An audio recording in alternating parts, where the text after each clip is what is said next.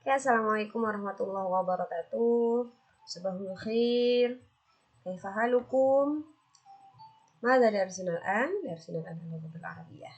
Oke, hari ini kita lanjut materi ya. Di halaman 12 di situ ada tarkib atau gramatikal. Di situ kita akan sama-sama membahas tentang fi'il madhi atau fi'il madi. Nah, sebelum membahas lebih jauh tentang fi'il madi, Ibu mau mereview atau mengingatkan pelajaran yang telah lalu yang sudah kita pelajari bersama, yaitu tentang fi'il atau kata kerja. Nah, secara sederhana fi'il itu dibagi menjadi 3, walaupun ada 4. Nanti ada fi'il nahi gitu kan, larangan. Nah, di sini Ibu akan menjelaskan 3 fi'il. Yang pertama ada fi'il madi, yang artinya kata kerja lampau, artinya masa lalu yang sudah kita kerjakan. Contoh, saya sudah makan, saya sudah tidur, saya sudah minum tuh. Nah, kemudian ada fi'il mudhari yang artinya kata kerja sekarang atau yang akan datang. Maksudnya seperti saya sedang berbicara, saya akan pergi, nah seperti itu. Jadi sekarang atau yang akan datang. Yang ketiga ada fi'il amr, jadi kata kerja perintah. Nah, apa sih fi'il madi, Bu? Nah, fi'il madi itu cirinya diakhiri dengan fathah. Contohnya kataba, qoro'a, fataha. Harokatnya fathah semua ya di akhirnya. Nah, ini biasanya seperti ini fi'il madi. Nah, fi'il madi berarti kataba artinya dia sudah menulis, berarti sudah dilakukan gitu kan pekerjaannya. Qoro'a sudah membaca, fataha sudah membuka, berarti yang sudah dikerjakan. Sedangkan fi'il mudhari atau fi'il mudhari diakhiri dengan harokat dhammah, yaitu yaktubu, yaqra'u, yaftahu, mengeluarkan domah ya biasanya ya. Tuh, domah. Yaktubu artinya berarti dia sedang menulis atau dia akan menulis, sedang menulis. Kemudian yaqra'u artinya dia sedang membaca. Kemudian yaftahu dia sedang membuka, seperti itu. Sedangkan fi'il amr itu diakhiri dengan harokat sukun. Contohnya uktub, iqra, iftah, artinya uktub, bacalah, uktub, tulislah gitu kan. Iqra, bacalah gitu. Kemudian iftah, bukalah gitu. Jadi kata kerja perintah. Nah, ini jadi bisa dibilang kalau fi'il madi itu diakhiri dengan fathah, fi'il mudhari diakhiri dengan doma, kemudian fi'il amr diakhiri dengan sukun. Walau nanti akan berubah ketika kemasukan fa'il atau kemasukan domir nantinya. Oke ya, bismillah, udah inget ya? Insyaallah. Oke, kita lanjutkan. Selanjutnya di sini Ibu punya tabel fi'il madi sesuai fa'ilnya. Fa'il itu apa sih, Bu? Fa'il itu yang mengerjakannya, pelaku yang mengerjakan gitu. Contoh kayak Ahmad sedang menulis. Nah, berarti pelakunya siapa? Ahmad kan? Berarti gitu. Nah, di sini diganti dengan domir. Nah, di sini. Jadi fa'ilnya atau pelakunya itu diganti dengan domir. Nah, di sini yang sudah kita pelajari ada domir huwa, hiya, anta, anti, ana, nahnu. Huwa itu artinya dia laki-laki satu orang. Kemudian hiya itu dia perempuan satu orang. Anta, kamu laki-laki satu orang. Anti, kamu perempuan satu orang. Ana, saya. Nahnu, kami. Nah, di sini domir kita berfokusnya pada 6 domir ini dulu ya. 6 domir ini. Nah, untuk fi'il madi itu ketika kemasukan domir atau domir, maka dia tidak menggunakan huwa qoro'a gitu, enggak gitu, atau hiya qoro'a, enggak gitu, tapi dia kemasukan ini nih, domir mutasil yang bersambung. Nanti tandanya atau cirinya kalau huwa tidak kemasukan tambahan apapun, jadi tetap qoro'a ya kan, tetap qoro'a. Kalau hiya, nah lihat ya, kemasukan tak taknis yang sukun. Kemudian anta kemasukan ditambah tak taknis berharokat fathah tak gitu. Akhirnya tak. Anti kemasukan tak taknis berharokat kasrah atau ti.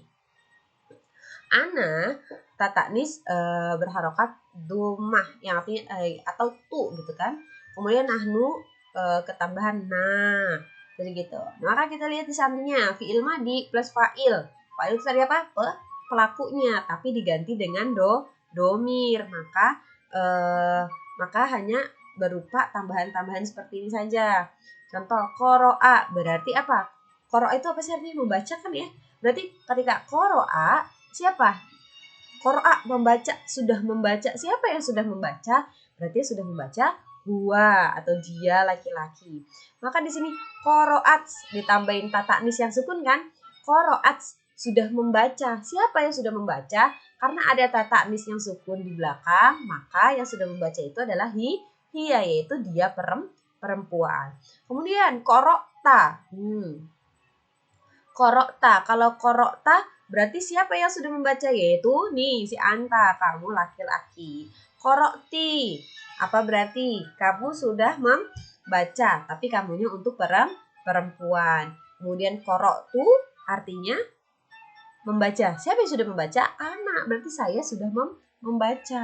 Sementara qoro'na, siapa yang sudah membaca nih? Ada tambahan na, berarti nahnu. Berarti artinya kami sudah membaca. Seperti itu. Oke? Nah, Bu ini apa? Maf'ul bih. Nah, dicatat ya, maf'ul bih. Maf'ul bih itu artinya apa ya? Objek. Objek. Jadi apa yang dibaca? Yang dibaca adalah Al-Qur'an. Jadi di sini ada fi'il madi, ada fa'il, ada maf'ul. Fi'il madi pekerjaannya, fa'il pelakunya, maf'ul bihnya objeknya. Jadi kalau dibaca qoro al-Qur'ana, artinya dia laki-laki sudah membaca Al-Qur'an. Qoro'at al-Qur'ana, dia perempuan, nih dia perempuan sudah membaca Al-Qur'an. Sementara qoro'tal Qur'ana, kamu laki-laki sudah membaca Al-Qur'an. Kemudian qoro'til Qur'ana, kamu perempuan sudah membaca Al-Qur'an. Qoro'tul Qur'ana, saya sudah membaca Al-Qur'an. Dan yang terakhir, qoro'nal Qur'ana, kami sudah membaca Al-Qur'an. Gitu ya. Jadi ditambahin di akhirnya ta. Jadi tapi perlu diingat nih, qoro'a, qoro'ats, qoro'ta, qoro'ti, qoro'tu, qoro'na. Seperti itu. Selanjutnya, ini hanya sekilas saja untuk mengingat materi kita sebelumnya. Di sini ada tabel fiil sesuai fa'ilnya. Semua fiil. Nah, ini dia. Nah, ini dia perbedaannya. Semua fiil itu pasti berubah ketika kemasukan domir. Nah, kalau fiil madi, lihat di sini kataba, katabat, katabeta, katabeti, katabetu, katabna. Afwan, ini kurang alif. Ini kurang alif ya di sini ya. Kata benar, harusnya panjang kata benar. Nah, ini adalah fiil madi, bentuk perubahan fiil madi yang atas. Perlu diingat kalau fiil madi itu perubahannya biasanya ada di akhir. Nih lihat di akhir. Ya kan? Di akhir. Depannya sama. Itu fiil madi. Biasanya seperti itu. Biasanya. Kita belajar yang dari dasar dulu seperti ini. Depannya sama. Nah, kalau fiil mudhari itu yaktubu, taktubu, taktubani, taktubina, uktubu, naktubu. Kalau fi'il mudhari perubahannya seperti ini. Perubahannya itu diawali dengan huruf mudhari'ah. Masih ingat? Diawali dengan huruf mudhari'ah, yaitu alif, nun, ya, ta. Nah, di sini di depannya diawali dengan huruf mudhari'ah. Walaupun nanti di anti ada perubahan di akhir. Jadi kalau fi'il mudhari itu biasanya ada di awal dan di akhir perubahannya.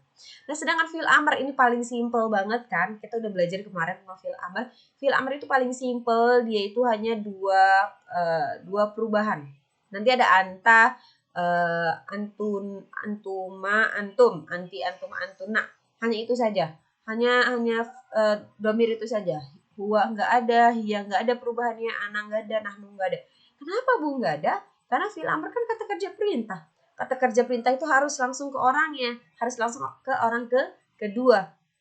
Nggak boleh ke orang ketiga, yaitu hiya atau huwa yang memang goib, nggak ada gitu kan. Contoh kita mau nyuruh siapa? Nyuruh Afdil deh gitu kan, Afdil lagi. Nyuruh Afdil yang nggak ada nih, yang nggak sama ibu. Afdil tolong baca dong. Nah, Afdil mana tahu ya kan, jadi nggak bisa. Nah, maka fiil amar ini perubahannya yang Ibu tulis ada dua, untuk anta dan untuk anti. Yaitu gimana? Uktub, tulislah, dan uktubi, tulislah untuk perempuan. Jadi gitu ya. Jadi kalian silakan perhatikan yang tabel ini. Ini adalah bentuk-bentuk perubahan dari semua fiil, baik fiil madi, fiil mudhari, fiil amar. Tapi untuk saat ini coba kalian pahami dulu untuk fiil madinya nih perubahannya, ya kan, yang sebelumnya. Oke? Sampai sini ada yang ingin ditanyakan? Kalau ingin ditanyakan silakan bertanya di grup aja supaya teman-teman yang lain bisa melihat. Dan semoga bisa dipahami ya. Kalau kurang paham boleh lihat lagi video dari Ibu. Jadi mungkin ini saja yang bisa Ibu sampaikan. Semoga bermanfaat. Terima kasih.